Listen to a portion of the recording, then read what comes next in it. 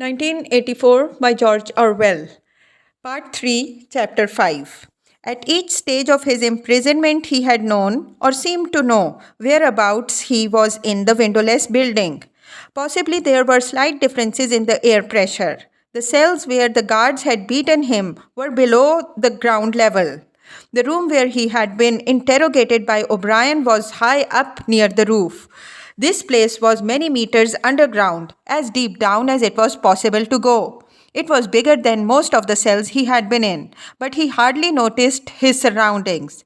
All he noticed was that there were two small tables straight in front of him, each covered with green baize. One was only a meter or two from him, and the other was further away, near the door. He was trapped upright in a chair, so tightly that he could move nothing, not even his head. A sort of pad gripped his head from behind, forcing him to look straight in front of him.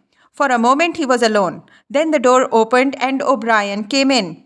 "You asked me once," said O'Brien, "what was in room 101. I told you that you knew the answer already. Everyone knows it. The thing that is in room 101 is the worst thing in the world." The door opened again. A guard came in carrying something made of wire, a box or basket of some kind. He set it down on the further table. Because of the position in which O'Brien was standing, Winston could not see what the thing was. "The worst thing in the world," said O'Brien, "varies from individual to individual. It may be burial alive, or death by fire, or by drowning, or by impalement, or 50 other deaths. There are cases where it is some quite trivial thing, not even fatal." He had moved a little to one side so that Winston had a better view of the thing on the table. It was an oblong wire cage with a handle on top of it for carrying. Fixed to the front of it was something that looked like a fencing mask with the concave side outwards. Although it was 3 or 4 meters away from him, he could see that the cage was divided lengthways into two compartments and that there was some kind of creature in each. They were rats. "In your case," said O'Brien, "the worst thing in the world happens to be rats." A sort of premonitory tremor, a fear of he was not even what had passed through Winston as soon as he caught his first glimpse of the cage. But at this moment the meaning of the mask-like attachment in front of it suddenly sank into him. His bowels seemed to turn to water. "You can't do that," he cried out in a high, cracked voice. You couldn't. It's impossible." "Do you remember," said O'Brien, "the moment of panic that used to occur in your dreams? There was a wall of blackness in front of you, and a roaring sound in your ears. There was something terrible on the other side of the wall. You knew that. You knew what it was. But you dared not drag it into the open. It was the rats that were on the other side of the wall." "Brian," said Winston, making an effort to control his voice, "you know this is not necessary. What is it that you want me to do?" O'Brien made no direct answer. When he spoke, it was in the schoolmasterish manner that he sometimes affected.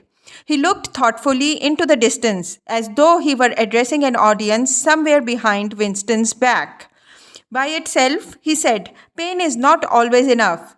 There are occasions when a human being will stand out against pain, even to the point of death. But for everyone there is something unendurable, something that cannot be contemplated. Courage and cowardice are not involved. If you are falling from a height, it is not cowardly to clutch at a rope. If you have come up from deep water, it is not cowardly to fill your lungs with air. It is merely an instinct which cannot be destroyed. It is the same with the rats. For you, they are unendurable. They are a form of pressure that you cannot withstand, even if you wish to. You will do what is required of you." "But what is it? What is it? How can I do it if I don't know what it is?" O'Brien picked up the cage and brought it across to the nearer table. He set it down carefully on the baize cloth. Winston could hear the blood singing in his ears. He had the feeling of sitting in utter loneliness. He was in the middle of a great empty plain, a flat desert, drenched with sunlight, across which all sounds came to him out of immense distances. Yet the cage with the rats was not 2 meters away from him. They were enormous rats. They were at the age when a rat's muzzle grows blunt and fierce, and his fur brown instead of grey. The rat, said O'Brien, still addressing his invisible audience, although a rodent, is carnivorous. You are aware of that. You will have heard of the things that happened in the poor quarters of this town. In some streets, a woman dare not leave her baby alone in the house, even for 5 minutes. The rats are certain to attack it. Within quite a small time, they will strip it to the bones. They also attack sick or dying people. They show astonishing intelligence in knowing when a human being is helpless.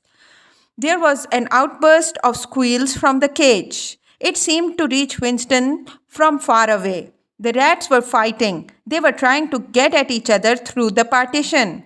He heard also a deep groan of despair. That, too, seemed to come from outside of himself. O'Brien picked up the cage and, as he did so, pressed something in it. There was a sharp click. Winston made a frantic effort to tear himself loose from the chair. It was hopeless. Every part of him, even his head, was held immovably. O'Brien moved the cage nearer. It was less than a meter from Winston's face. I have pressed the first lever, said O'Brien. You understand the construction of this cage. The mask will fill over your head, leaving no exit. When I press the other lever, the door of the cage will slide up. These starving brutes will shoot out of it like bullets. Have you ever seen a rat leap through the air? They will leap on your face and bore straight into it. Sometimes they attack the eyes first. Sometimes they burrow through the cheeks and devour the tongue. The cage was nearer. It was closing in. Winston heard a succession of shrills, cries, which appeared to be occurring in the air above his head. But he fought furiously against his panic. To think, even with a split second left, to think was the only hope. Suddenly, the foul, musty odor of the brute struck his nostrils. There was a violent convulsion of nausea inside him, and he almost lost consciousness. Everything had gone black. For an instant, he was insane, a screaming animal, yet he came out of the blackness clutching an idea. There was one and only one way to save himself.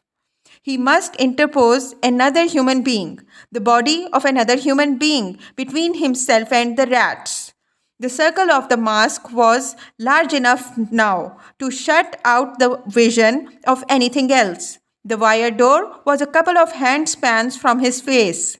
The rats knew what was coming now. One of them was leaping up and down, the other, an old scaly grandfather of the sewers, stood up with his pink hands against the bar and fiercely sniffed the air. Winston could see the whiskers and the yellow teeth. Again, the black panic took hold of him. He was blind, helpless, mindless. It was a common punishment in Imperial China, said O'Brien, as didactically as ever. The mask was closing on his face. The wire brushed his cheek, and then, no, it was not relief, only hope, a tiny fragment of hope. Too late, perhaps, too late. But he had suddenly understood that in the whole world there was just one person to whom he could transfer his punishment, one body that he could thrust between himself and the rats. And he was shouting frantically over and over, "Do it to Julia! Do it to Julia! Not me, Julia! I don't care what you do to her. Tear her face off, strip her to the bones. Not me, Julia, not me." He was falling backwards into enormous depths away from the rats. He was still strapped in the chair, and he had fallen through the floor, through the walls of the building, through the earth, through the oceans, through the atmosphere, into outer space, into the gulfs between the stars, always away, away, away from the rats. He was light years distant, but O'Brien was still standing at his side. There was still the cold touch of wire against his cheek. But through the darkness that enveloped him, he heard another metallic click and knew that the cage door had clicked shut and not open.